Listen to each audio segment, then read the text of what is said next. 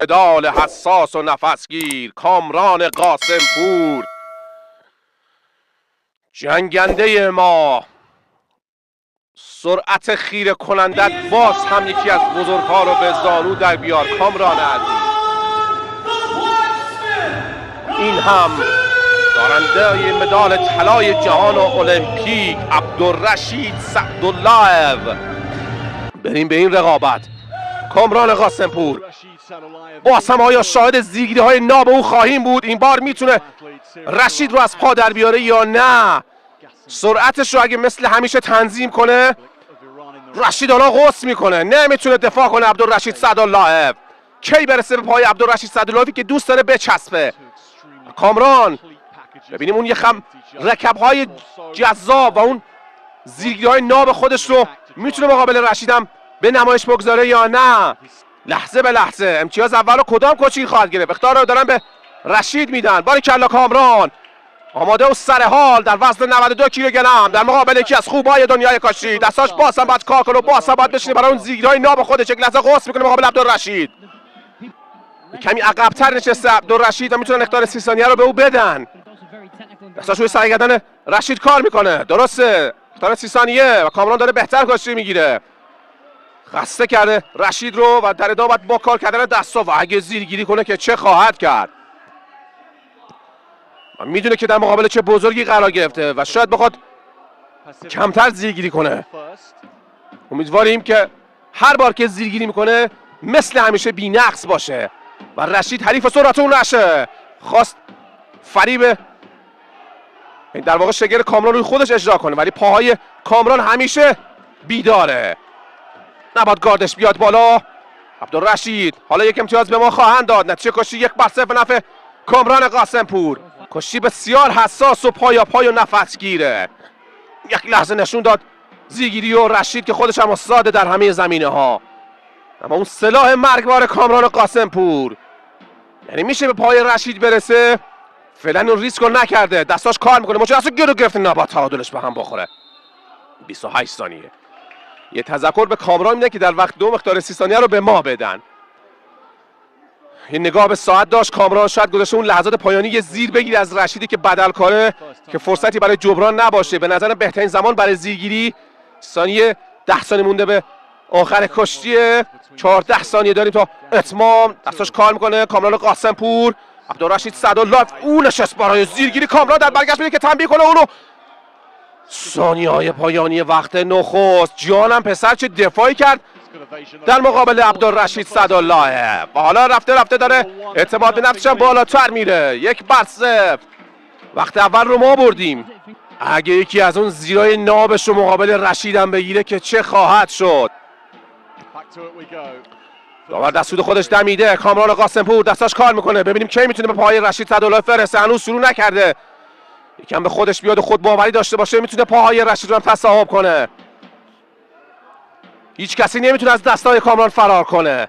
1-0 به نفع ما. احتمالاً اختیار 30 ثانیه دوم رو به ما بدن. اون موقع شاید کامران بخواد زیرگیری کنه.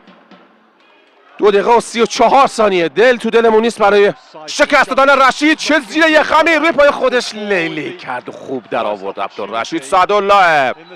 کامران بهش نشون میده که تو حالتهای چسبیدن میتونه زیر سر رو بگیره. آسان دستاش کار میکنه. هنوز نتونسته کاری انجام بده رشید سعدالله‌و. منتظره که بخواد کامران زیرگیری کنه و شاید در برگشت ها او رو بگیره. قوس میکنی. قوس رشید خیلی خطرناک اما خوشبختانه جدا میشه. اختیار این بار برای ما. اختیار 30 ثانیه. رشید کمی نفسش دچار تزلزل شده. دستاش اومد روی 2 زانو و این هماجی مراد گاتسالوف. ادامه رقابت. اگه بتونه تو این 30 ثانیه یه زیر بگیره با یک تیر 2 نشان زده و اختیار هم خنثی خواهد کرد. 5 در 5 عبدالرشید سعدالله‌و که به نظر دوست نشست برای زیرگیری. لحظه باز هم اجازه نمیده. 1 دقیقه و 30 ثانیه. 10 ثانیه دیگه که امتیاز به رشید خواهند داد. ثانیه‌های حساس و نفسگیر پای. یک امتیاز حالا برای رشید در نظر گرفته میشه و همه چیز برابر. 1-1 برابر اما برنده عبدالرشیده به واسطه کسب امتیاز دوم. گره کار دست زیرگیری های توست و میتونی ازش امتیاز بگیری. داریم به مرز 1 دقیقه نزدیک میشیم. حساس و پایا پای 1-1 برابر و شاید باز هم همون زیرگیری ها چاره ساز باشه برای ما. باید همین کار رو انجام بده. منتظر زیرگیری هستیم. برو کامران برو و باز هم نشون بده که از همه میتونه زیر بگیری. نشست برای زیرگیری. خدای من میره برای کنده کشی. بعد سطح تکنیکاش عوض کنه میره برای درختکن. خدای من بالا میاره و به پل میزنه. جونم اضافه جونت کامران. عبدالرشید بزرگو به زانو در میاره. عبدالرشید بزرگو به زانو در میاره. هیچ کسی نمیتونه از دستای تو فرار کنه و بعد نگه داره. نشست برای زیرگیری 30 ثانیه. فقط تو اتمام رقابت حساس. جانم کامران قاسمپور، هیچ کسی نمیتونه از دستات فرار کنه. هیچ کسی. 20 ثانیه فقط باقی مونده. 20 ثانیه تا اتمام این رقابت حساس برای شکست دادن یکی از خوبهای دنیای کشتی. داریم به مرز 10 ثانیه نزدیک میشیم و از خدا فقط 10 ثانیه عمر میخوام تا این لحظات رو ببینم که کامران برنده شده. فقط 8 ثانیه.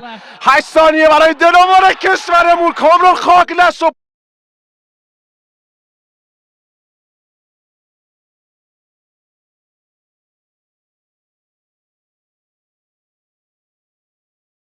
وای خدای من، رشید امتیاز رو گرفته تو ثانیه‌های پایانی. حاجی مراد گاتساروف ما اعتراض کردیم. زهر خودش رو ریخت تو ثانیه‌های پایانی. یعنی میتونیم برگردیم. ببین چه اتفاقی رخ داد. زمانو که نداریم. آی خدای من، اگه خاک نشده باشه فعلا که مثل این که مشکوکم از صحنه مسلط نشده عبدالرشید. اینجا ثانیه ها رو میتونیم ببینیم. خب به پل که نزد. 4 ثانیه در ادامه. ای عبدالرشید نگاه کن اینجا که این به پل زده یا نه.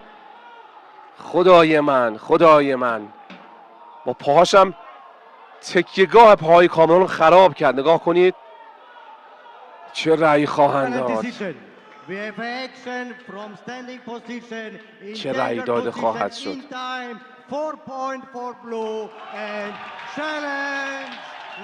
نه مورد موافقت قرار نگرفت ولی قابل تقدیری کامران جان. خنده حاجی مراد گاتساروف خودش هم فکرشو نمی‌کرد. وای خدا، واقعا عالی بودی، واقعا عالی جنگیدی. ولی قسمت ماست دیگه، همیشه همین جاها ما باید اینجوری میره در آغوش یک بزرگ نابغه دنیای کشتی. برده بودیم، همه چیز داشت خوب پیش میرفت. عبدالرشید سعدالله.